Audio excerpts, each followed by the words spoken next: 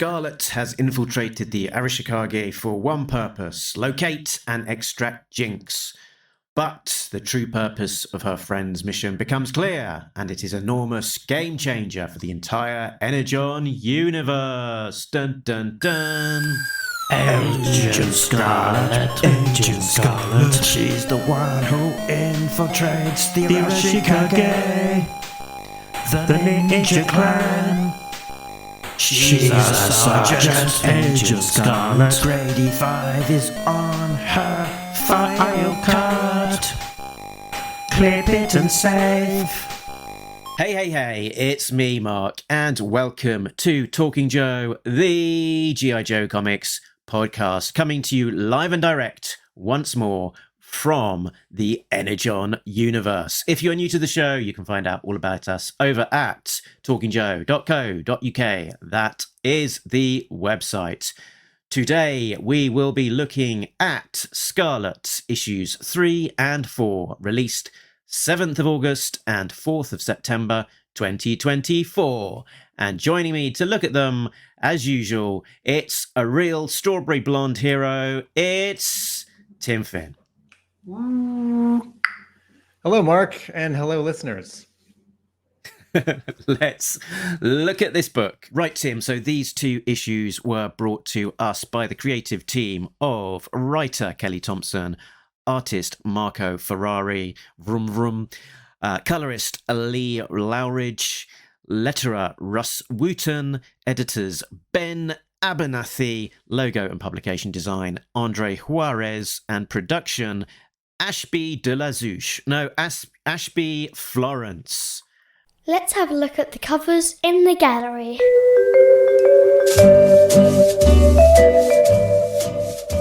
Okay, cover A for issue 3 is drawn by the regular team of Marco Ferrari and Lee Loughridge. We are slightly higher than Scarlett and Jinx. We are looking down at them full body. Scarlett is ready to fight. Jinx is casually not worried about fighting or not ready to fight. They are surrounded by Japanese guys in business suits with swords. Scarlett, I've been thinking about color with this series, and as this cover is very representative of the interiors, same artist, same color artist, there's a lot of warm and cool playing off of each other, right? So the red of Scarlett's hair, the red of Jinx's costume, and then in this case, they are surrounded by all of this warm blue, this very purpley blue. And it's the blue in Scarlett's costume that's a little bit cool. It has less red in the blue or more yellow in the blue to be the slightest bit green. And then here on this cover, there's a sunset. So the sky up top is red and gradients down to a yellow. This is the kind of cover where there's a bunch of negative space on the bottom, sort of as tall as the very, very small barcode. And I feel like if this was a Marvel issue 25 years ago, there would be some copy here. Like, can Scarlett and Jinx, Scarlett and Jinx surrounded, or, ambushed at the so-and-so. And I don't think this is one of those covers that needs that, but it's fun to make that kind of comparison. Cover B is drawn and colored by Marcio Takara. This is Storm Shadow and Scarlett. They're both sort of mid-air, as if jumping, but more sort of a very elegant, light sort of dance jump, not an athletic battle jump. Behind them are two Japanese language characters. I don't know what they say. Maybe Mark can jump in here or not. And No, I've not done the research, sorry. okay, I'm gonna guess Storm Shadow, but for all I know, it's like, redheaded gaijin. Those two characters are in red. They're bold, sort of block font. They're not like a Japanese brush script, but they're slightly fuzzy, so they do disappear a little bit behind these two characters. Tokyo, it says, Tim. Tokyo. Okay, great, excellent, thank you, good job. The background is almost completely white, and there are no buildings, there are no other weapons or fists or people in the cover. It's just these two characters, the almost completely white background, and these two characters that someone told me translates to Tokyo. Cover C is drawn and colored by Gleb Melnikov, who has been doing some covers, some variant covers for the Energon Universe, and has been drawing for DC for the last year or two. As recently as 1 week ago, drew a fill-in issue on Batman Superman World's Finest, which is the Mark Waid series that Dan Mora has been drawing most of. This cover is a real contrast to the previous two. All the characters here are very small. Scarlett is almost completely in profile. She's about 2/3 the way up. She's swinging from a cord, a rope, and aiming down and shooting down at a bunch of ninja who are in dark gray. What's really striking about this cover is that though they are in a building that looks sort of like a warehouse, a little bit like a factory. You see some industrial windows on the top right. You see a catwalk. You see one of those staircases that's not a, carpeted home staircase. And then some, concrete columns holding up all this stuff. Those are all drawn in straight lines and diagonals. And then they're colored in an orange. And there's no color fill for the stairs, for the walls, for the supports, for the ceiling. And so this cover is this really striking sort of combination of finished and, I don't want to say unfinished, but sort of traditionally finished characters in color. And then this design choice where the characters pop because they're in front of an almost white background. That is still a background. Now I have a question, Mark. To the left of Scarlett and under the number 3, there's a sort of a white and light blue shape. Mm-hmm. Does this cover connect to some other covers? What is that shape?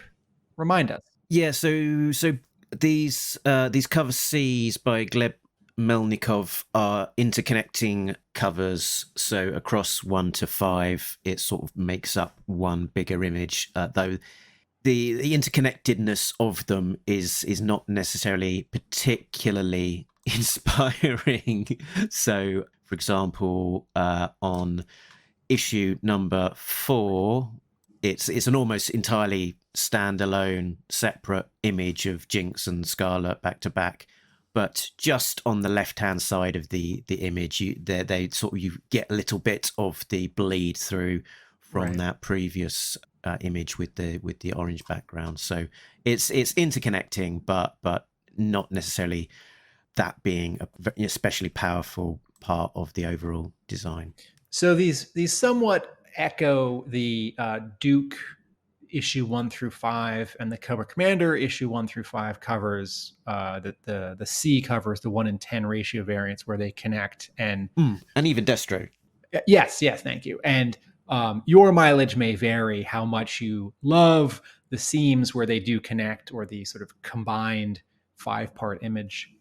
Okay, and then cover D, this is the 1 in 25 ratio variant. This is drawn and colored by Jeff Spokes, who I spoke about in a previous episode. This is Jinx. The background is the Hector Garrido style, explosion recreation, sort of big blobs of paint to make that white, yellow, and orange and red, and then black explosion. There's no ground, there's no buildings, there's no other people. And Jinx here is standing upright, but at the ready. Her rear knee is bent, so she's a little bit ready to spring. She's holding 2 swords, and her waist sash is blowing in the wind. As I've said before, Jeff Spokes has a really attractive style that reminds me of Ryan Sook, who reminds me of Adam Hughes.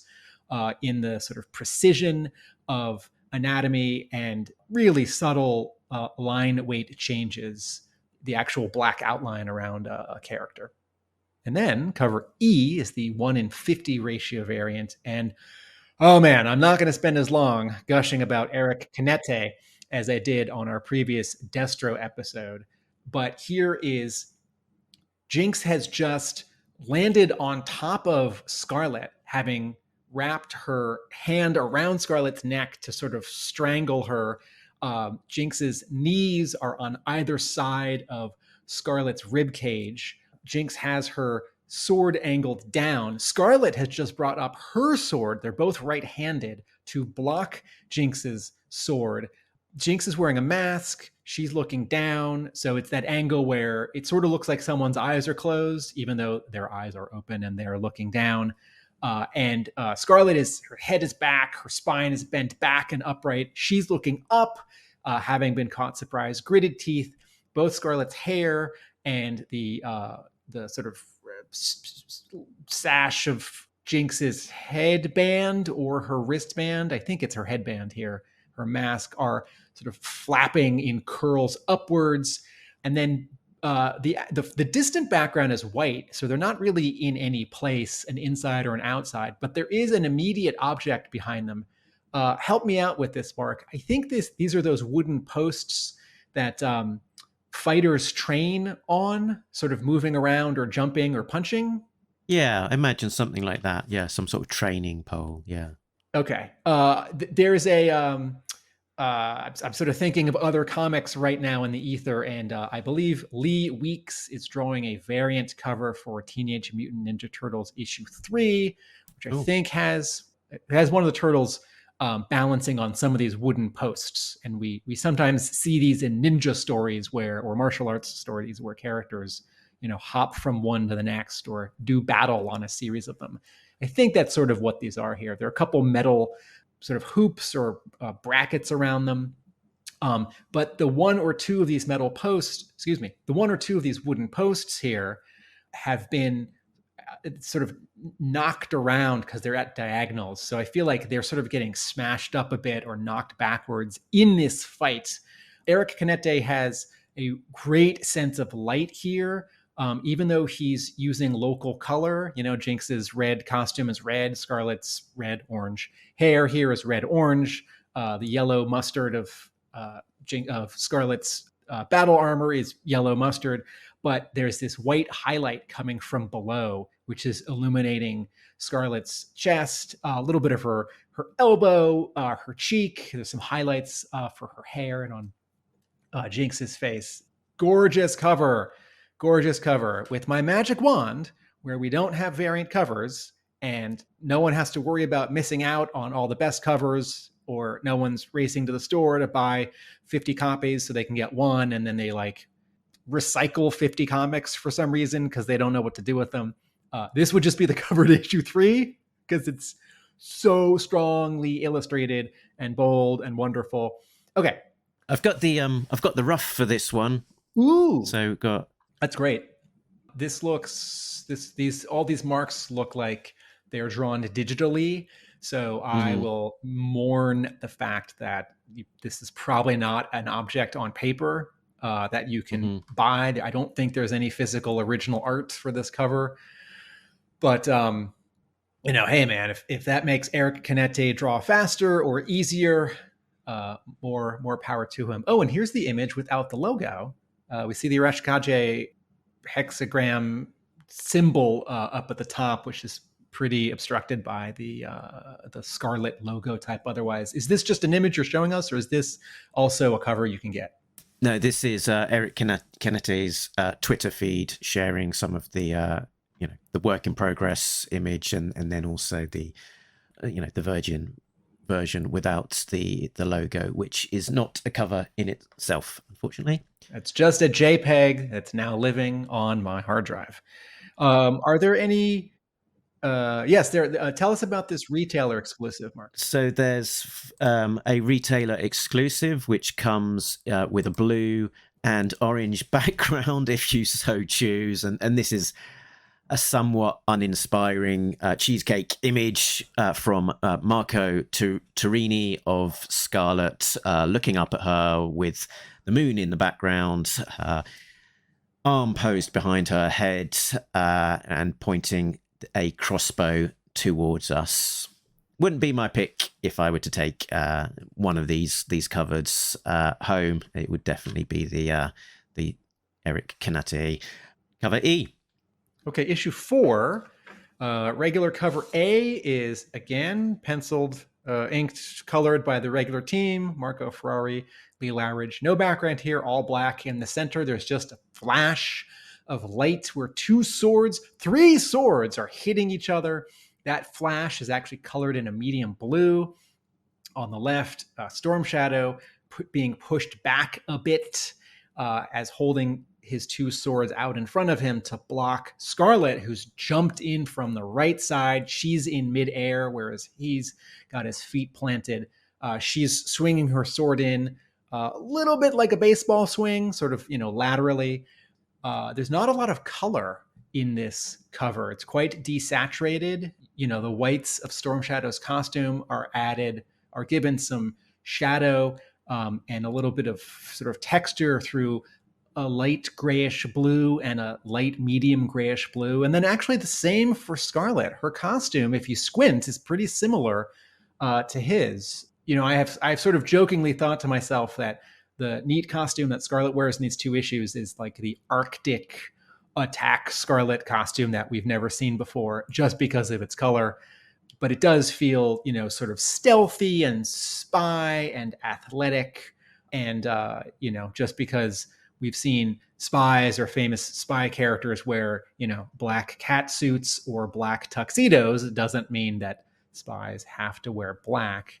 Nice cover, nicely represents the issue, pops nicely from the rack, and does a nice job of looking quite different from the issue before it, if it's sitting next to that. Cover B for issue 4 is drawn and colored by Yasmin Putri. I made a comment. I really like her work. She's done Dark Knights of Steel for DC, which is a sort of medieval Elseworlds. And she did a Destro cover that I was excited to see would happen, but I was a little let down by. This one works better. Interestingly, I couldn't tell this was hers except for the signature.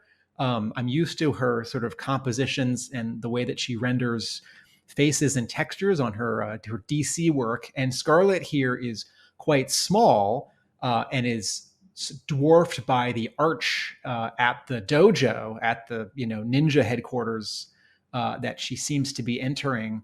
And so this ends up being much more about place and temperature and a sense of isolation or concern.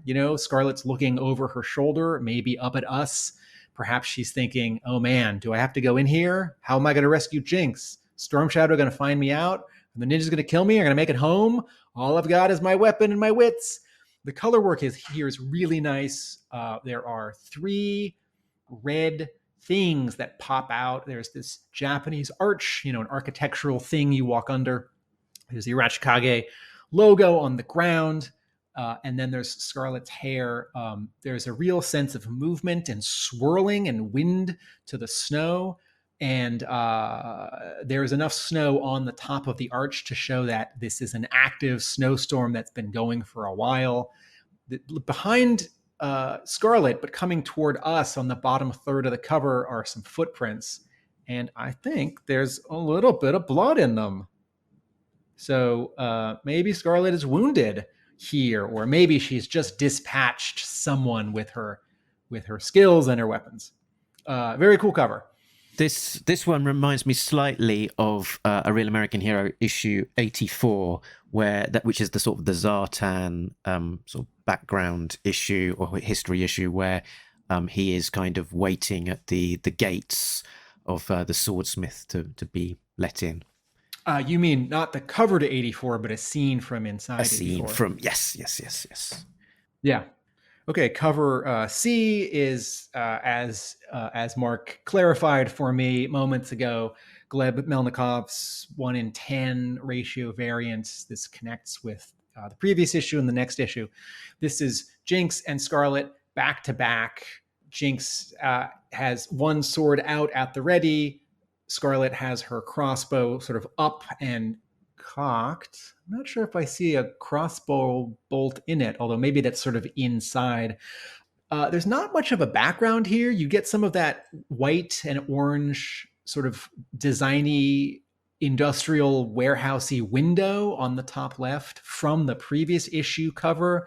And then otherwise, the background here is just sort of some nebulous white for ground and some light purple, violet, and black for designy color shapes behind them. Gleb Melnikov is an artist who I think, to his credit, is a bit of a chameleon. When he was drawing some DC work 2 years ago, I thought, I think he's taking a lot of cues from Greg Capullo. Or maybe an editor said, hey, draw like Greg Capullo. And on the one hand, that's great. If you can do that, that's hard. On the other hand, I thought, I wonder how Greg Capullo feels about this. I wonder what Gleb Melnikov's work would look like if he wasn't trying seemingly so hard to ape the style of another artist. And then interestingly, this week, Gleb Melnikov draws an issue of a series that Dan Mora has drawn about 25 issues of. And you can see him adjusting his style to draw a lot more like Dan Mora. So I think that takes a lot of talent. But again, I sort of wonder, is the inspiring artist feeling like perhaps someone's aping their style in a way that sort of waters down the specialness of their style? Or is imitation the sincerest form of flattery? And looking at this cover, I do really see sort of what I think is the Gleb Melnikov style coming in. But it actually reminds me a little bit of Chris Bachalo's work on all the Spider-Man and X books at Marvel in the last 20 years, where he draws these sort of very young, cartoony adults with sort of like big eyes and like small pouty lips. This is a nice cover. Sort of the lack of background doesn't wow me. And then the 1:25 ratio variant. This is cover D. Once again, the Hector Garrido 1982 style explosion. This one has the Hardmaster jumping at us. It is digitally painted by Vasco Georgiev, who's an artist I'm not familiar with at all. Mark, feel free to chime in if you've got any context. I got nothing. The Hardmaster here is lunging toward us, sword up and sort of back over his head, scabbard sort of flying out toward us. He's in his red uniform with a white sash. Skybound has used a variety of artists on these 1:25 covers now for all these issues of Duke, Cobra Commander, Destro, and Scarlett. And some of them have really wowed. Some of them have really wowed in their subtlety. I keep thinking about the Paulo Rivera Storm Shadow one for an earlier issue of Scarlett.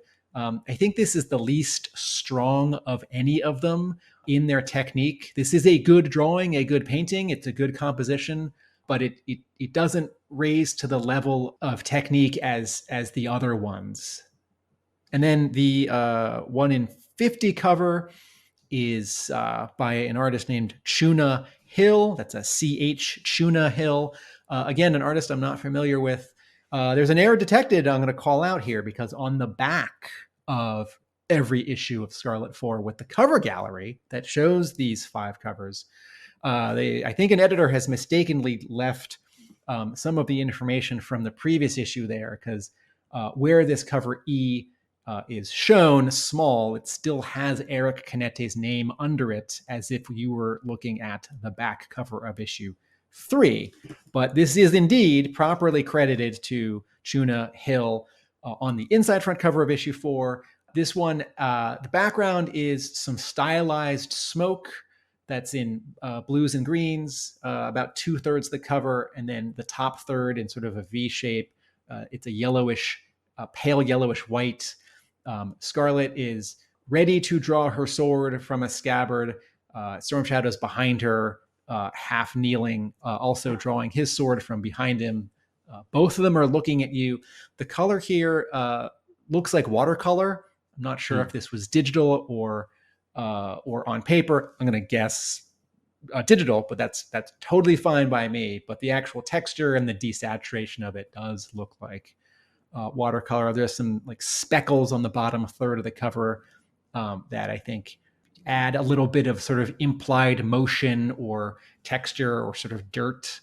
And Mark, are there any retailer exclusive covers for issue 4? Not for 4. An observation on all of these covers, though, is that across about half of them, Scarlett appears in this sort of newly designed outfit, which kind of echoes the V1 figure. It's sort of a black bodysuit with a kind of beigey flak jacket type thing on the top. But I don't think across any of the interiors we have yet to see this, unless I am misremembering. Is this costume, how related is this to any Scarlett classified toys? Well, I think it takes in a lot of the classic Scarlett kind of design cues, but I don't believe it's based on a figure. I think this is a newly originated design, which presumably will be something that we see in issue 5 as a bit of a Scarlett's arrived and she's now in the Joes kind of thing. I'm trying to remember, is she on the cover of issue 1 of G.I. Joe, the new Energon Universe? And if so, is she wearing this? No, she's not, is she? No, she's not. She's not. There are 2 women on the cover to G.I. Joe #1 that's coming out in November, but not Scarlett. Curious. Because she dies next issue. All right, plot breakdown? Plot breakdown. In Tokyo, Scarlett continues her insertion into the Sato 2 building, Tiger, through a shark-filled aquatic tank. Scarlett finds and destroys the security for the Sakura building, where Storm Shadow, Jinx, and the rest of the Arashikage are busy with a legion of Mugen Omnami forces. Right first time. Scarlett makes her way to the other building where she reunites with Jinx. Their reunion is interrupted by a call over the radio that the buyer has arrived. Above them, a Cobra helicopter lands on the roof. Meanwhile, Storm Shadow looks for the secret weapon on floor 44, fighting the Mugen Nami's forces, and Jinx uses an EMP device to disrupt any surveillance and talks in private to Scarlett. Jinx gives Scarlett some intel to take back for her, but plans to stay in deep cover with the Arashikage. Scarlett figures out that the weapon was sent to floor 48, and they attack there as Storm Shadow and a squad of Cobra troopers storm in. Storm Shadow opens the crate, revealing the legendary weapon, Ichi no Ken, the Sword of Life. As Scarlett watches, she feels a wave of dread. We end there with a promise for the series finale. Next issue, Cobra Commander. Let's start at the end. In some previous G.I. Joe stories from other publishers, Devil's Due, IDW, Paramount, and Skydance, have we seen a fancy, fabled, extra powerful sword that Snake Eyes or Storm Shadow has gotten? I believe across most of those. I think in A-Ra from Larry Hama, in the Arashikage Showdown from Devil's Due, and in the Snake Eyes movie, they all have a fancy sword. In Hammer's world, he calls it Morning Light and Evening Shade. I don't recall the term fabled Sword of Life, Ichi no Ken.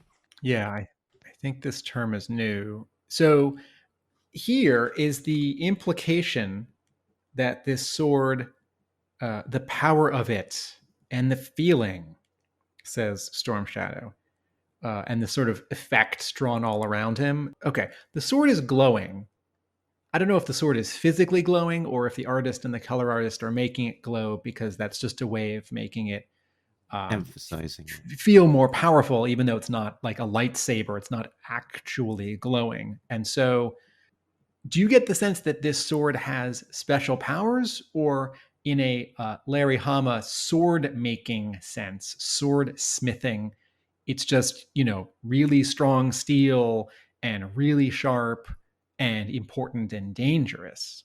Yeah, I get the impression that it's meant to be more significant than just it being a really nice sword. There's a strong implication on that last page that it's the sword that is glowing, particularly as the lid is lifted off the box and there seems to be a light source coming out of the box and so on. And all of this effort for a sword, it would have to be a particularly special sword. And I guess the Energon Universe, maybe somehow the sword is tied to an Energon source or something like that. I don't know. Maybe some Japanese sword makers found some energon Mm. some decades or centuries ago. The sword in the special box, which is sort of the shape and size of a coffin. I'm just using that as a comparison. There's no dead body in it, although there are lots of dead bodies around it. That special box, it's guarded by a sort of laser beam column that if you Mhm. touch it cuts you. Yeah. Like seemingly one of the guards gets kicked into it and it sort of zaps him in half. Hmm. Okay, where do you want to start now that we've started at the end? You have any overall comments on these issues, or you want to just jump at the early pages of issue 3? Yeah, I mean, in the terms of the feel, and in terms of both the story and also the art style, I felt like issues 1 and 2 were, and and actually, Kelly Thompson has said a similar thing herself. It feels like the story starts out more like a spy story, more like a Mission Impossible, and the art style. I was thinking of Stuart Immerman and his work on Next Wave and sort of slightly more, exaggerated out there kind of action.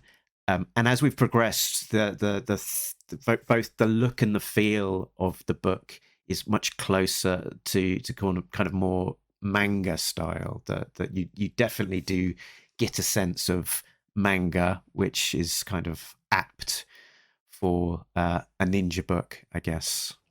I've been thinking since issue 1, the art to me looks very much like the artist who worked on some of Prophet, the revival from 2012 at Image, and a later G.I. Joe series at IDW, the one that mixed in Transformers and all the Hasbro characters. This artist, Giannis Milo Ono Giannis, sorry about that name, which has a lot of I'm seeing two influences, I think, or it reminds me of a lot of manga, but also a little bit of Mobius, sort of in the openness and in some of the line work. And which is to say, I'm seeing a Japanese and a European sort of combination of art here.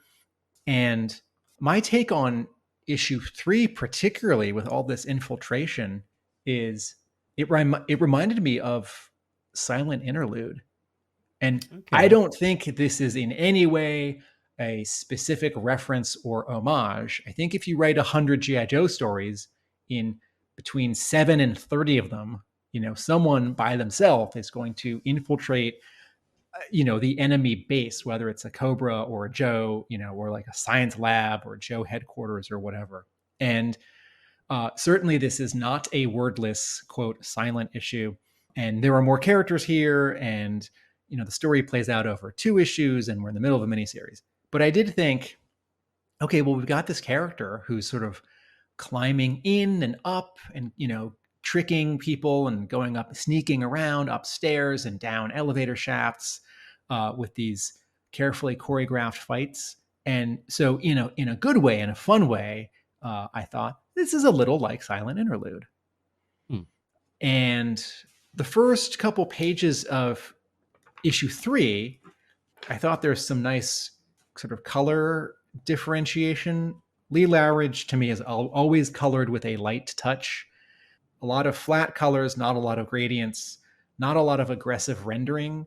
Lee Loughridge is someone who does not color like the mainstream masthead, like X-Men book from Marvel. Lee Loughridge colors like Gotham Central, like the dour police procedural.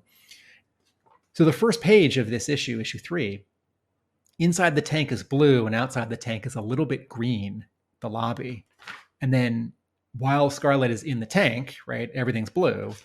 And then on page 4, as she gets out of the tank, there's this red. She's in this room which has, red paint or red light.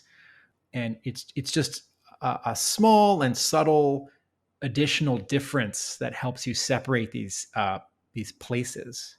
Yeah, and then in terms of action, Scarlett infiltrates very stealthily, very subtly, very demurely. She shoots all of the security guards in the back of the kind of neck with the dart gun. Tranquilizer. Tranquilizer. So she's leaving these initial security guards pretty much alive, but then turn the pages a couple on and she's slicing off half a guy's face. Yeah, actually, I want to go back to the tranquilizer for a minute. Page 6, panel 1, we're in issue 3, and also page 7, panel 3. The inking and the coloring shows that the tranquilizer dart gun has a muzzle flash, that it creates light. And I have not ever fired a tranquilizer dart, but I'd sort of thought that they were pneumatic. That it was I see that as a kinetic effect rather than the muzzle. Oh, actually, no. Yeah, just to the immediate left of Scarlett, isn't there? It's like a dagger dagger of light in the air, isn't it? That I guess is the muzzle flash as she's doing 1, 2, 3, moving from left to right. Yeah, you're on the top of page 6. Yeah. We see the 2 first shots and then the third one that's happening. And I'm okay with this. I thought if the contrast here is setting up that she's trying to spare some people, and later on she has a reaction, I think, and I wanted to ask you about this, to killing someone, then if you're reading this comic a little fast and you don't quite see her load a tranquilizer dart, you just see her shooting up some guys, it just sort of looks like lasers and machine guns and normal blasters. And I thought, okay, if there's a story note here that she's putting some people to sleep and decidedly not killing them, I do wish the inking and the color, if this is a tranquilizer dart gun that, doesn't have like a tiny explosion of gunpowder that forces the tranquilizer dart bullet out of it, that the, art and color shouldn't suggest that. Because when I read it the first time, I thought, I did read it too fast. And I thought, oh man, she shot those guys in the back of the head. And then I thought, oh yeah, no, this is, she's sparing them. Okay, so pages 16 and 17, we're in issue 3 here. Page 16, panel 5, she says to this guy, I'm sorry. Right. And she has just shot her crossbow bolt into his stomach. At point blank range. At point blank range. And the previous panels, and if you go back to the previous page, they're in this desperate fight. He's just kicked her. He slashed her shoulder. They match swords. She kicks him. She knocks his sword out of his hand with her crossbow rifle. He swats her in the face. She blocks his sword handle with her wrist. And then it's indirect. You see 3 close-ups in a row. Her hand and the weapon, her eye, his eye. And I think it's not unclear bad. I think it's oblique on purpose. You're focusing on the sort of desperate fight up in their faces, their eyes, their struggle. And then the camera, there's no camera. It's not a film, it's a comic. The quote camera pulls back. And I thought, oh, have I not been tracking this properly? Is this the first person she's killed in this issue or in this story? And then on the next page, if you're reading the object, this is the facing page with the big explosion, kaboom, right? Where she gets away. on the right side of the catwalk, and one or two sort of maybe they're not silhouettes. Maybe that's just smoky, cloudy stuff. Anyway, I think I sort of see a person or two on the top left. Anyway, but in the final panel, she's sitting on some stairs and she's resting her elbow on her knee and her head against her hand. And she looks sad.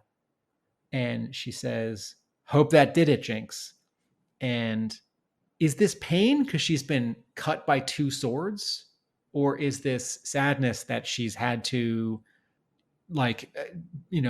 set off her explosives so big or so early, or kill someone? Mm-hmm. Yeah, probably a bit of both, because she's in pain there from slashed to her side and her arm, but yeah, I think also feeling a bit of sadness at the extreme of her actions, and at that point not for sure knowing whether it had its intended outcome. So I guess that's the thing. Hope that did it, Jinx, because if I'd went all that trouble, caused all that destruction, all that death, and it didn't do the job, that would be a real kick in the teeth. And particularly about that point with the crossbow and shooting him in point blank, I sort of interpret that as being partly the fact that it's kind of, I guess, fighting with slightly less honor. It's not an especially honorable way to kill someone with by sort of, you're in a sword fight with them in close combat, and then suddenly you've pulled a weapon on them, and they're they take an arrow to the gut, and sort of, I guess, that being needed for expediency because all of these other people are coming. She needs to get a push on, set this explosive off. So it's like, I'm sorry, I wouldn't like to resolve the things in this way. Wouldn't like to give you such a dishonorable death, but have to get on. Yeah. On the first page of this issue, the very first word is Sato, and there's a Roman numeral 2. Mm-hmm. And I was a little confused for a few pages because it said Sato 2, or if it's not a Roman numeral, it said Sato 11, the tiger, ground floor. And I thought, I don't know what that is. And so lower on the page, on a wall behind what I now realize is a reception desk, but this also sort of just looks like any cool space in the sort of antagonist's, home base. It doesn't look like a lab, but it does, I guess, look like an office building, but I can't really tell yet. And there's a little bit of a guide written by hand by artist Marco Ferrari. This is not part of the lettering, where on the sort of wall behind the reception desk, there's a little bit of a key, sort of what happens on each floor, like B1, F1, F2, F3. So it does say Sato 2 in like big sort of stencil letters.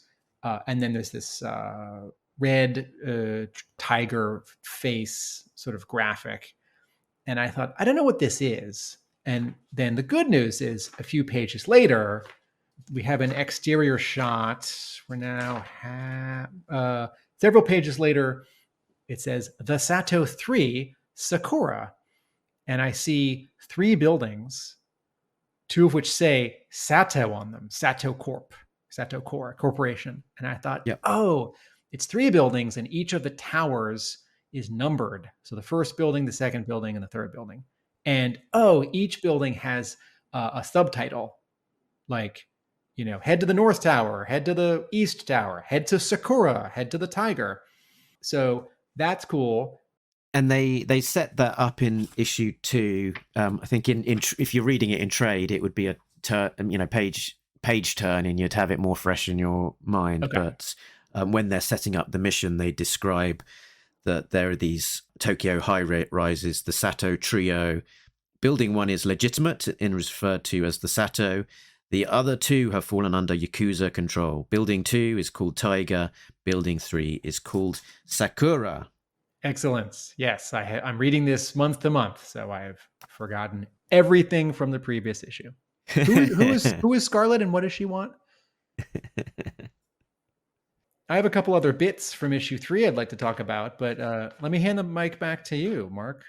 I'm fine. You can you can continue on with your thoughts on 3. Marco Ferrari continues to impress. There's no weak page. There's no weak panel in this whole issue. In both these 2 issues we're talking about today, in the previous 2 issues that I cannot remember at all. Great anatomy, great poses, strong storytelling, some complicated choreography with a character in one place traversing, like hiding in a doorway, going around a corner, faking out the bad guys as if she went up into the elevator shaft, but she didn't. And then, in another space, there are, Jinx and Storm Shadow and some other ninja and some other Yakuza. The actual anatomy, the actual fight poses. I mean, this 2/3 splash on the second page of issue 3, where Scarlett is swimming down this giant cylindrical shark tank, an actual shark tank. That's just a great drawing. She really is swimming. And this is one of those artists where I'm thinking, oh, Skybound, please keep this person working on the Energon Universe. Whatever it is, a special, the second arc in G.I. Joe, hopping onto the 4th arc on Transformers, whatever other book they're going to launch in 6 months that we can only guess, like, a Scarlett sequel miniseries. I love how this looks. It's great. Please keep it going. In both of these issues, we get, I have already forgotten the term. What's the term for this? We've now seen it in Kelly Thompson's Black Widow. The DeLuca effect. Okay. Remind us what that is, Mark. So this is essentially where a character or series of characters are moving through the pane. So rather than a sort of a movement being represented as a series of different panels with each piece of that movement being a single image, you'll have a character moving generally from left to right across several points of the same picture, and you see it quite a lot in the likes of Spider-Man, where maybe he's swinging across the city and it's being reflected as Peter Parker's off in the distance, and as he's swinging, we see maybe 4 or 5 different images of him getting closer to where the camera is positioned. And it might be that color is used to kind of emphasize what is the most recent image versus where maybe he starts. And here in Scarlett, these are double page splashes. Yeah. It's one panel. It's one panel that is the entire 2 pages. And I have just read Kelly Thompson's Black Widow series, which has just recently had a collection which collects the 15 issues all together in one go. And what's one of the most, I guess, noticeable aspects sort of tying together Scarlett and Black Widow for me was the way that it's clear that Thompson is a big fan of this kind of DeLuca effect of having a big image, potentially a double page spread, where there's a big action sequence and the lead character, Scarlett or Black Widow, is kind of moving through that space in combat, taking on multiple assailants as she moves through the space. What's also nice about the DeLuca effect as used in Scarlett and also Black Widow is there's a strong attempt to make the sort of choreography each time it's used in each of the issues distinct from the others. So it's not always a left to right sort of side scroller, pose 1, pose 2, pose 3, pose 4. 4 bad guys have been taken out, or 3 bad guys. As is the case here in issue 3 of Scarlett. There's some really novel, and it's the artists. It's not, I don't think, so much in Kelly Thompson's script, who are pulling off that work in Black Widow and in Scarlett to make the visual presentation sort of new and lively for the reader, so that it is a gimmick or a device. If gimmick is too negative, it's a device. It doesn't feel gimmicky and it doesn't feel repetitive. It continues to feel fresh. And how successful do you think it is here? I think sometime, I've had to kind of pause and look and think about where is the person starting? Where are they finishing?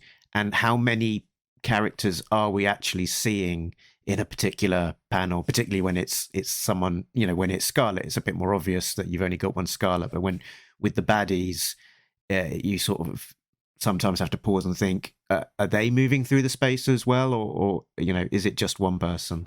Yeah. So in this one in issue 3, Scarlett visually is fighting 3 people graphically as drawn on the page. I think the second and third guys might be the same person because they're wearing the same costume, although their hair is a little different. And this is a case where,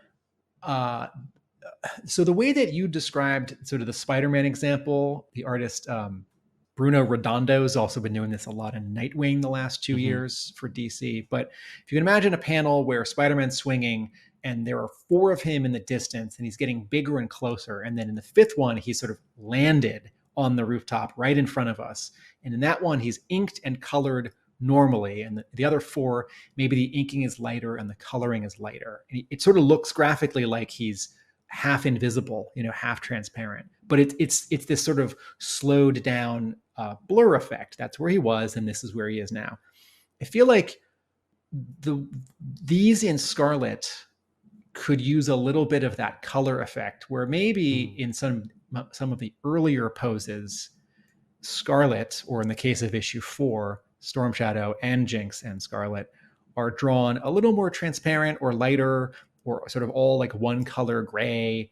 Because I feel like when we get to issue 4, this double page splash battle scene of the trio fighting all these bad guys, Scarlett has 1, 2, 3, 4, 5 poses. Storm Shadow has 3, and Jinx has 2. 3. She's got one on the far right, one in the middle, and then one. Oh, okay. Okay. I'm going to interrupt myself. I like the idea here that writer and artist are giving you an excuse and really forcing you to slow down. You have to slow down and take a minute and look at this page. You have to take in all of this choreography and this detail. You have to either enjoy it or think about it and figure it out. Or if it's clear enough, you have to sort of run through all the steps to sort of prove it to yourself. And I think, like you just said, I think some of these, I'm sure they work. I'm sure Marco Ferrari figured it out and they do work. But in looking at this one in issue 4, I think, oh, did I want sort of one more pose or one less pose for one of the trio of protagonists? Or do I want like a little more like cause and effect, where like some of the bad guys, it's like, it's not just him like getting slashed, it's also another drawing of him right there, like drawing 3A and 3B of him, like bringing his sword down and then also sort of half overlapping with himself, getting slashed and falling. So I think these are mostly successful and occasionally dazzling. Okay, some other things about issue 3 that I wanted to talk about. Marco Ferrari pulls off a nice bit of sort of graphical leading your eye on page 19.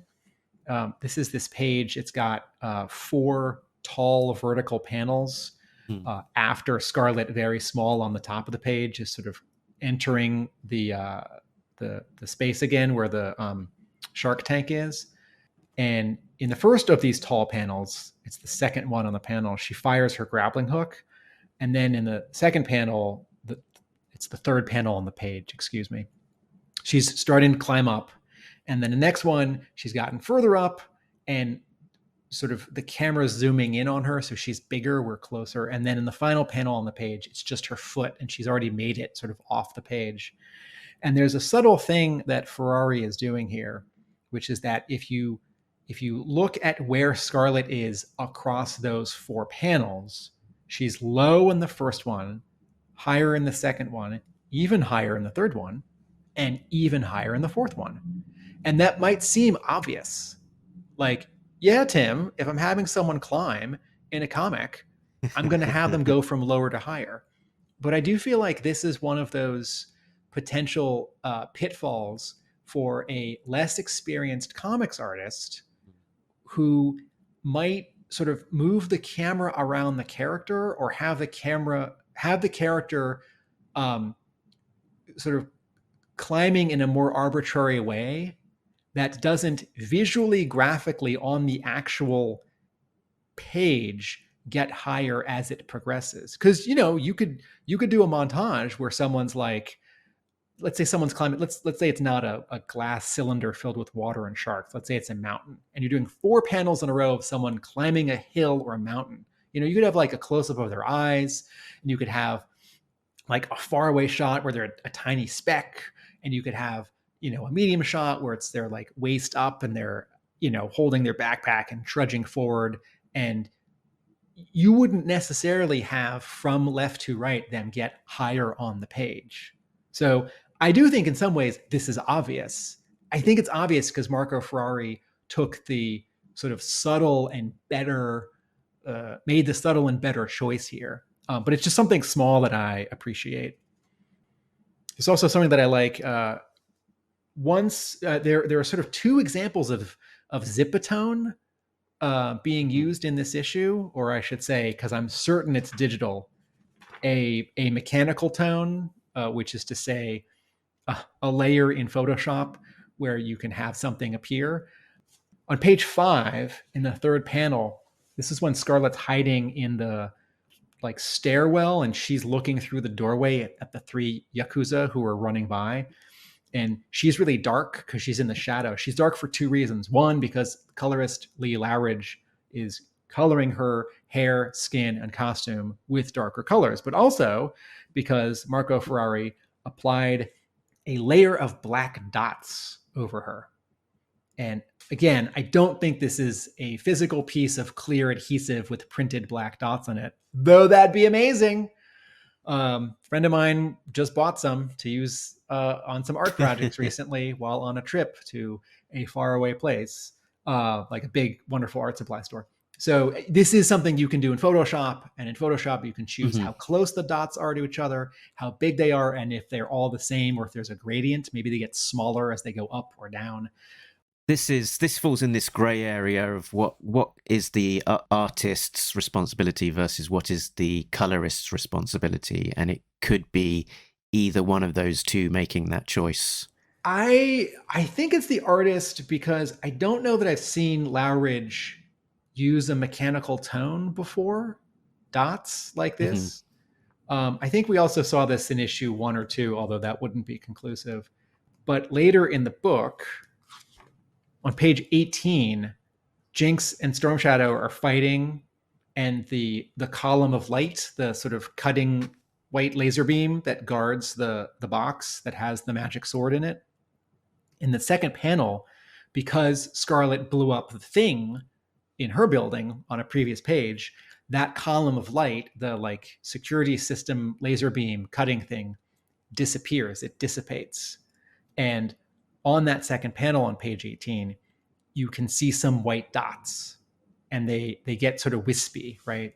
Where they're close together, and then where they get sort of smaller, and it looks a little bit like smoke. And I think what the effect is, the light source, the cutting laser of cylinder death, has just been turned off, and it disappears, and you're seeing the last moment of it still in the air. And that might be something in the art that Ferrari did in black and said to Loughridge, oh, invert this so it's white. That might be something that Ferrari did in white and said, oh, just so you know, all my line work is black, but there's this one layer on this one page that's got a white effect. I wanted you to have it. Or yes, maybe Loughridge did it. But because I love mechanical tones, and we used to see that in comics occasionally, like sometimes in Marvel's Transformers, like all the Autobots and Decepticons in like 84 and 85, their shoulders and their torsos and their knees and their feet are just like cubes and boxes. And sometimes the inker would apply a mechanical tone to the side of that was in shadow, and you'd get these like straight up and down lines that just said metallic. So that's fun. When you read issue 3, Mark, who did you think was in the helicopter with the Cobra logo on the last page? Um, hmm. Did I have an expectation? I don't know. I don't know that I necessarily, at that instance, prejudged. I guess there's a possibility that Cobra Commander is in there. Yeah, that's who I thought. And this is I guess a Schrodinger's helicopter that we simultaneously could have Cobra Commander in there or not until the door opens and we see we can't be sure. Jumping ahead to issue 4, it's just a Cobra officer and a Cobra trooper, right? Or maybe a couple more. Yeah, but they talk about a buyer, so I'm assuming that these are Cobras that have sort of run on ahead. Okay. So I think that the buyer has a very good chance that is Cobra Commander. Okay. Is yet to be seen. And that next issue box, Cobra Commander, ? Exclamation mark. Right, at the end of issue 4. Yeah, at the end of issue 4 gives us a hint that there's a good chance we might see Cobra Commander next issue. I have 2 last things to say about issue 3. One is on page 20. This is almost at the end of the book. Scarlett has this interior monologue about base jumping. She gets to the roof of the building. She climbs up to its sort of smokestack tower. She looks down. She fires her grappling hook. She winches it to her waist. And then the bottom of page 20, she's continuing her monologue, and you can see Sato 2 and Sato 3 next to each other and a big distance between them. And it's really subtle, but you do see the slack of her grappling hook cord. Mm-hmm. It's a curved line. It's an arc, like a smiley face, just the mouth part. From the left to the right, under that middle monologue that says, hoped it would be a bit later, but here we are. And I thought, cool, the camera backs up and reminds us what a great distance this is, how dangerous, how exciting this is for Scarlett to be doing this. And then I thought, man, I wish there's some of that mechanical tone for the smoke or clouds. Actually, and in the previous panel too, all around Scarlett, there's a mechanical tone as she's clicking the thing to her waist. But that cord at the bottom of the page, that very, very, very faint, curvy line from the left building to the right building, I wish that was brighter. And I think in the actual scene, you wouldn't see it because it's thin and it's far away and it's nighttime. But I imagine some readers didn't quite see it. And maybe on, Lee Loughridge's computer monitor, the contrast was a little brighter. And maybe, on my page, it's a little less, shows up a little darker. The other thing I wanted to point out is a sentence or two from one of the letters in issue 3. Someone says, I was never the hugest fan of G.I. Joe growing up. I just never got into it the way I did with other franchises, ... I'm a huge fan of Kelly Thompson and her previous work. So I love seeing her get to add her creative voice to the ever-expanding EU. And I thought, this is an interesting angle, because 5 months ago, when the creative teams for this second wave were announced, I was thinking, no, I want Joshua Williamson to write everything. I want, he's going to do Duke. He's going to do Cobra Commander. I want them to be consistent. He's the architect. I want him to do Destro. Who's that British guy who's like a 26-year-old? Kelly Thompson, she writes Marvel and DC and creator-owned at Image. And I have been enjoying the Scarlett miniseries and the Destro miniseries. And Joshua Williamson is really busy, both with G.I. Joe and DC All In. That's the big thing he was teasing on the internet a few weeks ago, folks. He was not teasing some giant G.I. Joe or Transformers thing. But even though it's obvious, it hadn't actually, I'm embarrassed to say, quite occurred to me that part of why you get Kelly Thompson to write one of these books is you pull in Kelly Thompson's audience. And here is some proof of that. And I thought, cool. Here's someone who's not a big G.I. Joe fan, who's giving this book a try and who likes it. And so Kelly Thompson, brings her star power, however big or bright you might consider that power. And while we're hovering on the letters page for Scarlett issue 3, I'll just point out here that we have a letter from Joe Renkley, aka Patreon member Joe Renkley, who is really solidifying here our hypothesis that Talking Joe Patreon members generally, and also and also Talking Joe Facebook members as well have a golden ticket and a prioritization onto the letters pages of the G.I. Joe comic books. Joe, I like your letter. My only comment is that you don't mention Talking Joe. Yeah, try better. So remember, listeners, when you write email to gijoe@skybound.com, if you listen to the podcast. Okay, so let's talk about issue 4 for a bit. Yeah, so we've got the reuniting of Jinx and Scarlett because they've not been able to, up to this point, to actually talk properly and with the recognition that they know each other, because they've been having to be very covert about all of this stuff. And that she uses an EMP device so that they can talk in private. What did you think about their what's the word? Their reunition? Their reunion. Their reunition. Yes, of course. Yeah, it was all right. I picked up a little bit of online chatter again, sort of like, are they just friends? And I'm going to take Kelly Thompson at her word that she wants these characters just to be super close friends and without a romantic interest above it. I like the little character beats of them sort of teasing one another about killing off Jinx's plants because Scarlett doesn't have a green finger. Green thumb? Green finger? Green thumb? I don't know what a green finger is. It's if you pick your nose too much. And then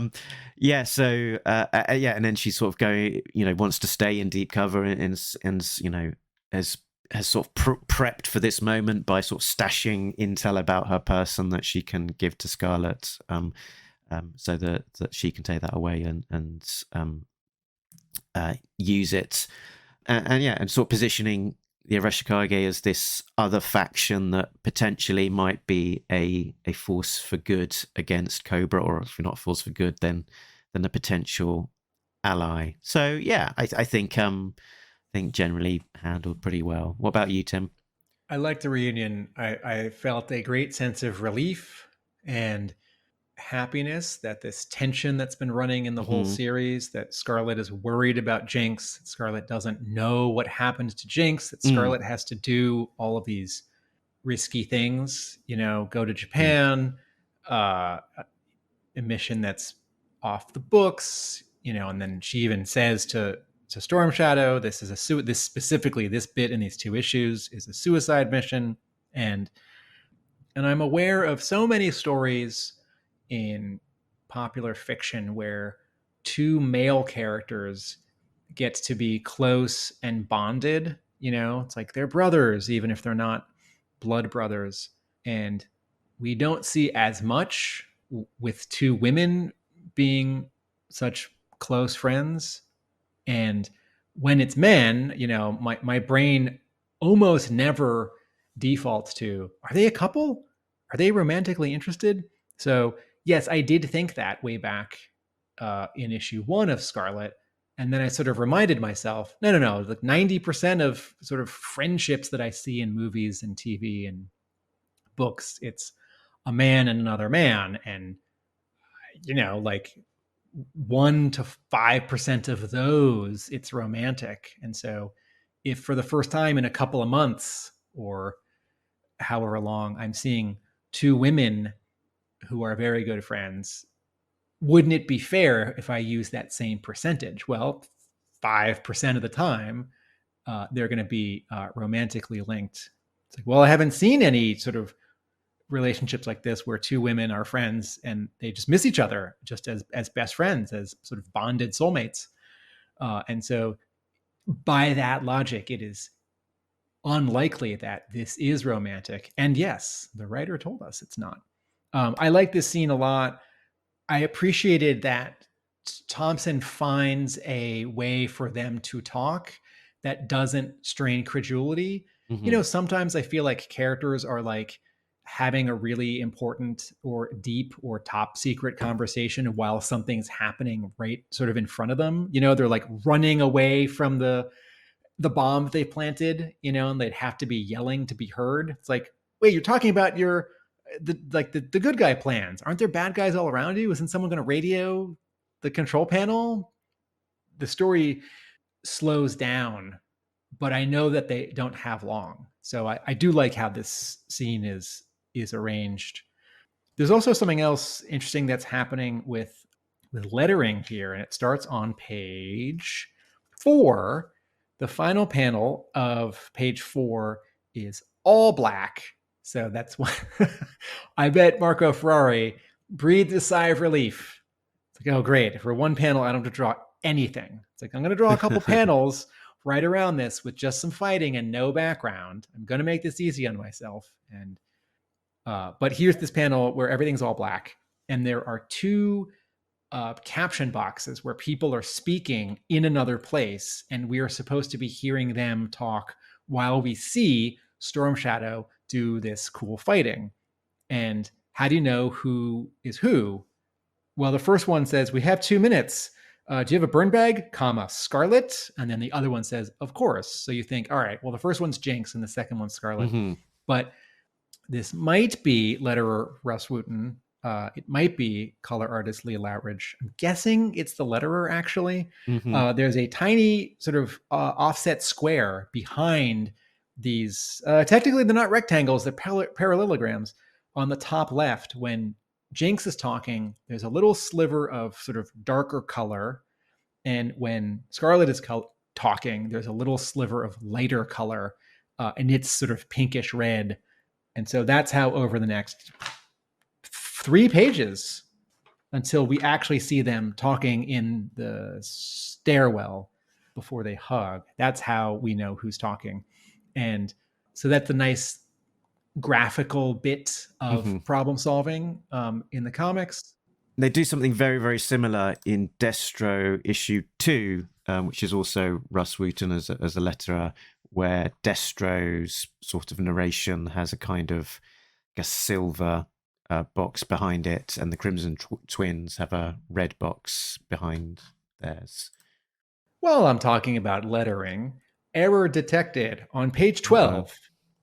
It's really small. On page 12, this is the page where Scarlett and Jinx are climbing in the like ventilation shaft above the doorway. It's the first panel on the page. We just see a shadow in the stairwell, and there's a sign that says F48, like 48th floor.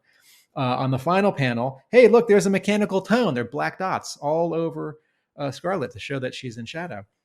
She's saying in Japanese, if we can just keep them on 44. Oh, sorry.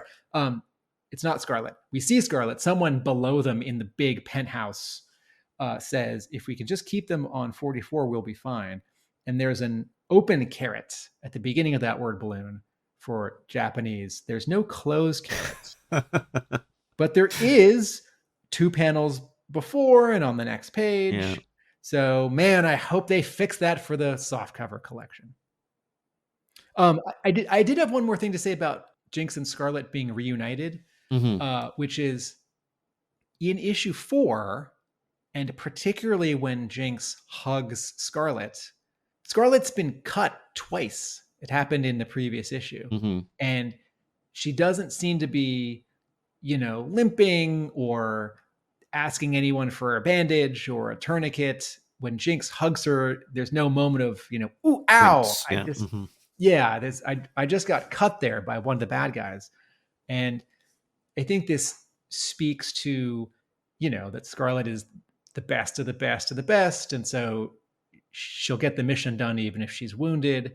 And I don't want to see her slow down and not finish the mission because she's losing blood. I do want some, sort of exaggeration or sort of superhuman ability here.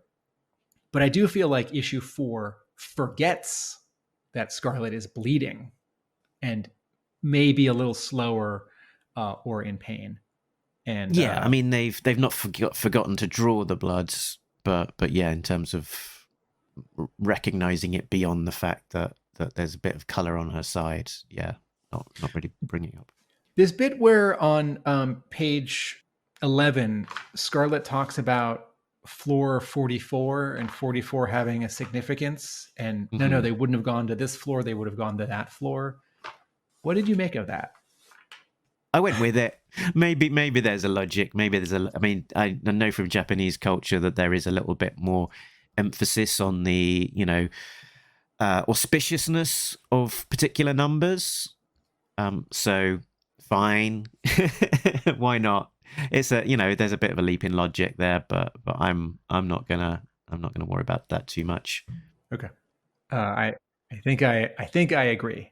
They make it to the right place while Storm Shadow's sort of in the wrong place, and then they sort of make their way to this sword. But I guess the exciting moment is that we see a couple of these Cobra troopers, which I believe for the Energon Universe, outside of Cobra Commander issue 5 covers, this is the first time that we see a Cobra character outside of Cobra Commander at all. Yeah, did we not? Right, we didn't see anyone in Duke because Duke only was tracking Mars. Mm-hmm. Okay, yeah. There were some beefy security types that looked similar to Cobra uniforms, but they weren't quite that full design, and they didn't have a Cobra logo. I think this is the first time that we're seeing a Cobra character with a Cobra logo upon it. And this might be, and just like the case of Duke, mostly taking place between issues 4 and 5 of Cobra Commander, because in Cobra Commander issue 4, Destro is, he's in his Mars location, and he's looking across his factory floor, which is where kind of Duke issue 1 picks up, and then issue 5 is set after the events of Duke issue 5, with the back confrontation, all that kind of stuff. So it might be that what we're seeing here is the Cobra army, which potentially happens in pages of Destro number 5 or some such.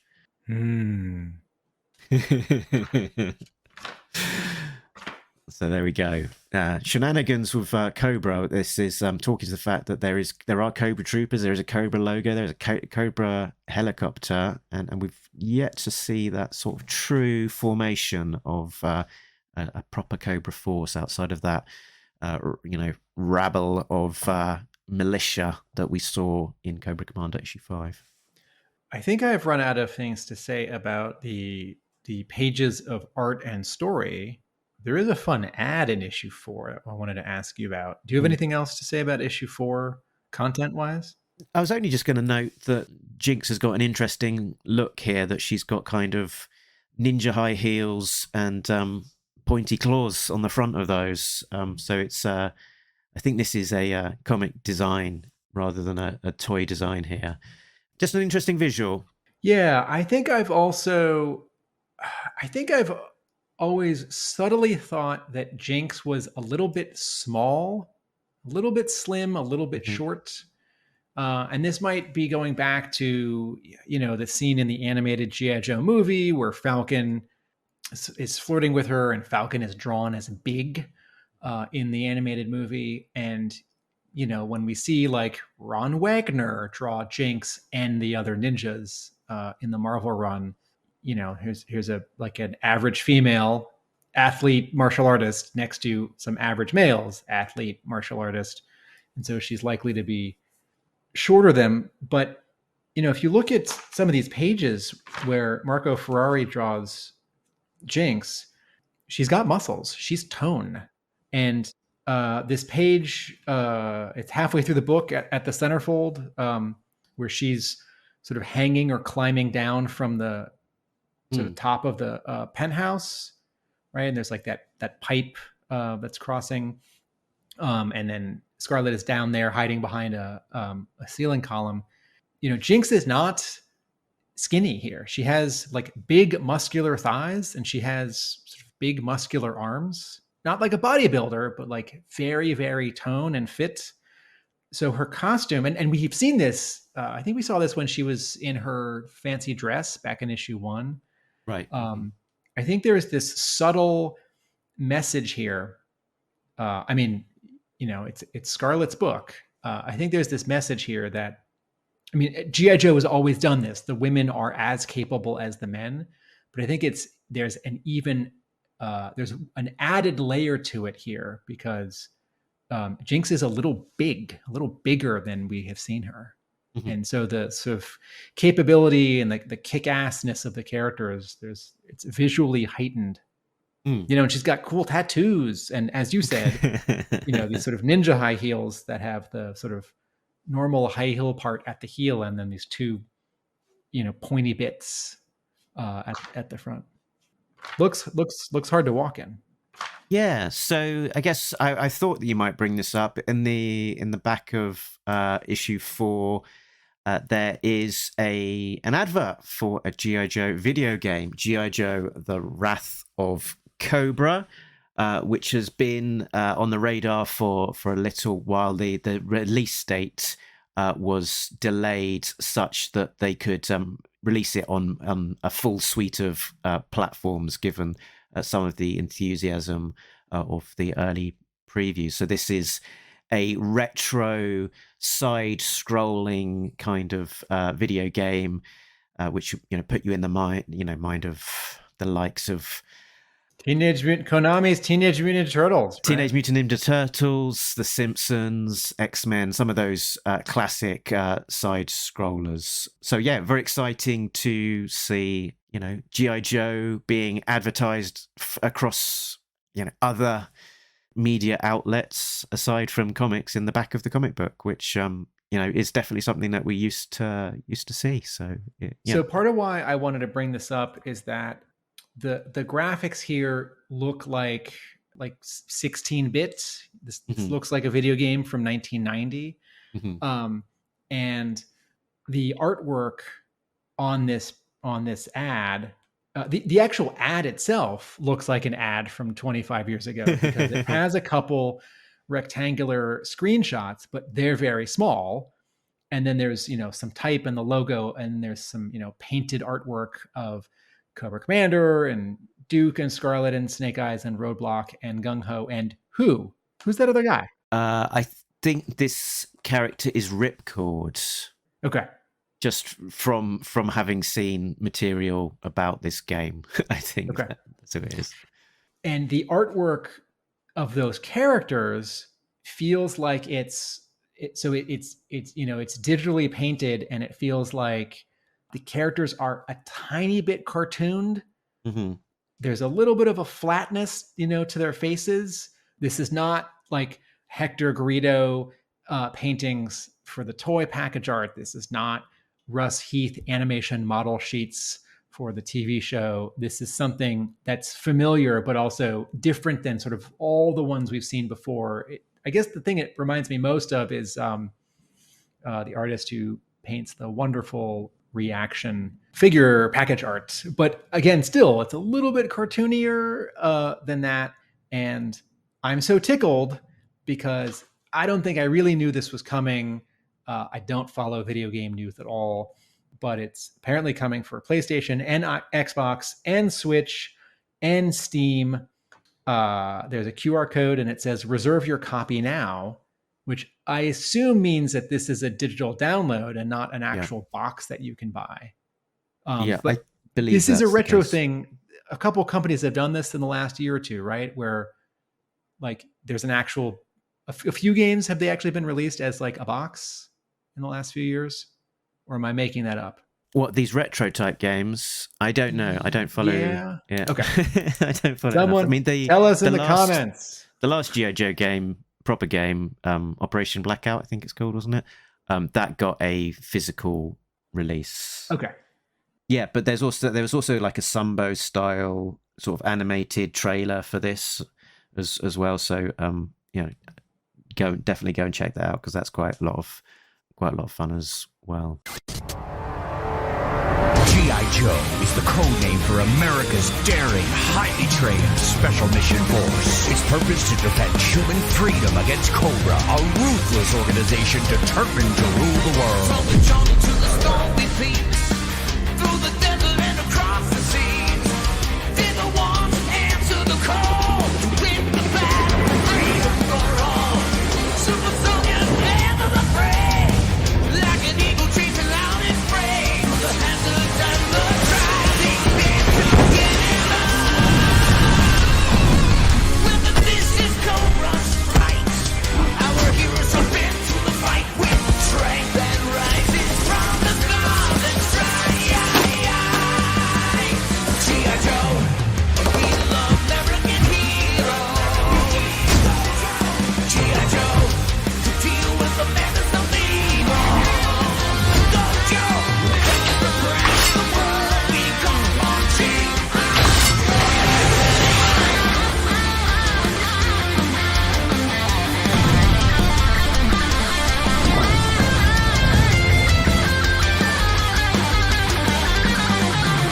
G.I. Joe, we love American heroes. G.I. Joe, to deal with the menace of evil. Go Joe, when it's just the rest of the world we call marching. Shall we wrap up with some scoring of these two issues overall? Yes. And maybe you can talk in your, because we didn't cover issues 1 and 2 together. Tim, maybe you can kind of think about the sweep of the 4 issues so far as well. No, I'm just giving my number for issues 3 and 4. So, this is, I think it's interesting that this story seems to be a little bit more straightforward than perhaps some of the other comics that we've been reading in recent days. That it is largely, following Scarlett as the protagonist with then Jinx and Storm Shadow around her, and it's relatively linear, slightly more straightforward than in terms of the ambition and the execution of this, but it's a fun adventure story, handled pretty well. I like the art, and I like the fact that the art is kind of attuned to the themes of the book in terms of those manga influences. So enjoying it, but perhaps sort of the ambition of the story versus kind of the origins that were being set up in Duke and Cobra Commander as a comparator make me feel slightly less excited about it. So good overall. Let's say 7.5. You make a good point. I agree. Duke and Cobra Commander felt almost revelatory, but those have the advantage of going first. By the time Scarlett comes out, we've already read 5 issues each of those. So Kelly Thompson can't or isn't creating, the same kind of sort of depth of conspiracy or mystery. Hers is also a little more character driven. Cobra Commander wants revenge and to conquer. Duke wants to figure out this conspiracy, and he lost a friend back in Transformers #2. But Scarlett's motivation here is more straightforward and a little more, I guess maybe the word is moderated. Modulated. She misses her friend. She wants to rescue her friend. I'm not worried about her friend. I'm confident Jinx is going to get out of this and is going to get out of this a good guy. But I love the execution. I love the things that have been turned on their head, that, Jinx is trapped with the bad guys, that we don't know what's going to happen. And Scarlett doesn't have a lot of intel. Stalker can't help her out that much. We did have that cameo with Snowjob. So I'll just rate issues 3 and 4 7. Great art and action, good character moments. No big revelations like, it's so-and-so who we've never seen before, or it's so-and-so who we haven't seen yet in this version. So some of that thrill isn't there, but I do like it a lot. I will note that Duke sold the best at my store. Okay. But I think a lot of that has to do with it went first, and there was a lot of mystery to it, and it was still sort of in the reflected glow of Transformers, which was, people were talking about and was doing well.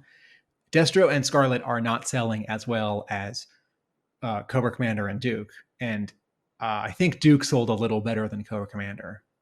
So it'll be interesting to see when there's just a book called G.I. Joe, what that'll do, because that'll be the 21st Joe comic in the Energon universe, and I don't think people are at all tired, but it's a big investment if you've bought all these comics, to keep buying more and to check back in, like what's next? Oh, it's the main series. Okay, yeah. That's interesting. The 21st issue, but there might be this untapped audience as well of like the people who sort of were holding back, or it wasn't maybe quite on their radar, but now it's like, oh, G.I. Joe issue 1, right? A new G.I. Joe issue 1. This is the big one. Maybe this is where I have to pay attention and finally actually buy it. Yeah, that's a good point. Because imagine if Transformers. Imagine if the Daniel Warren Johnson Transformers that's now, up to issue, what is it, 12 or so. Imagine if before that came out, there had been a Bumblebee miniseries, a Starscream miniseries, a Shockwave miniseries, and an Optimus Prime miniseries. The excitement that people have had for Transformers, the first 6 issues that Johnson drew, and then all 12 that he's been writing and doing covers for, that would get sort of lifted and spread out backwards in time over, I think, those 4 issues, those 4 miniseries in this pretend analogy. But you do make a good point that there are lots of, I feel like every time I go to a G.I. Joe convention, I talk to a sort of lapsed fan who is out of comics or is out of G.I. Joe comics, and they'll say something like, oh yeah, I heard it came back. And I feel like even, another 3 months, another 6 months later, I might still get that interaction where someone sort of knows that Energon Universe is different from a Real American Hero universe, sort of knows that Energon Universe is shared, but maybe not the specifics, like I think there are a lot of G.I. Joe fans who are a little or a lot checked out on comics who still don't know what Void Rivals is. And I'm sure there are video game fans right now who know a lot more about G.I. Joe Wrath of Cobra than I do. And I'm a big G.I. Joe fan, but I have not been following this gaming news. You need to be listening to the Full Force Weekly with Christopher McLeod, that guy. Christopher McLeod needs to come to my store more often. You're like Destro and the Crimson Twins, you two. It's okay, we worked something out. Right. He lives pretty far away. It's okay. So next time, he's threatening to go to Assembly Required, Tim, so you might actually see him this year. Oh, that's nice. Next time on Talking Joe, we will be covering the latest issues of G.I. Joe as they come out. So Scarlett, issue 5, Destro, issue 4 and 5, plus A-Ra from Larry Hama, and the Skybound era of G.I. Joe as that continues. So we will also be dipping back into the Devil's Due Disavowed era as we close out our look back at the G.I. Joe America's Elite title. So that will be very exciting end of an era for us at Talking Joe.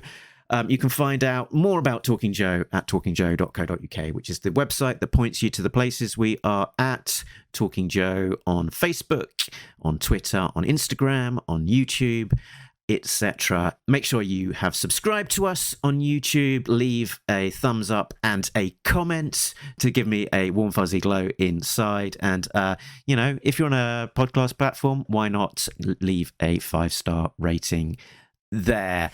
We're on Patreon, patreon.com/talkingjoe. So a big thanks to all of our backers there, which include Richard, Sam, Bill, Christopher, Justin, Rob, Shane, Simon, Chris, Joe, Craig, Joe, that's that guy that wrote that letter, Craig, Frank, and Mike, who are all getting early access to episodes as well as some exclusive content. Tim, where can people find you when you are not talking to me about red-headed ladies doing karate, kung fu, ninjaing? youtube.com/Atomic Abe Productions. There's some great videos there about TV and film. I have a comic book store in Somerville, Massachusetts, Hub Comics, and I write about G.I. Joe at my blog, arealamericanbook.com. And that is us done. But remember, Nobody Beats Talking Joe, an international podcast. laters.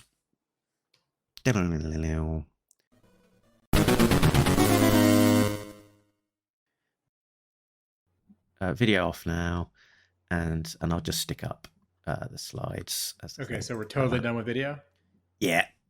Okay. Take my coat off. Take my pants off. Don't have to take your pants off. Already off. Were they ever on?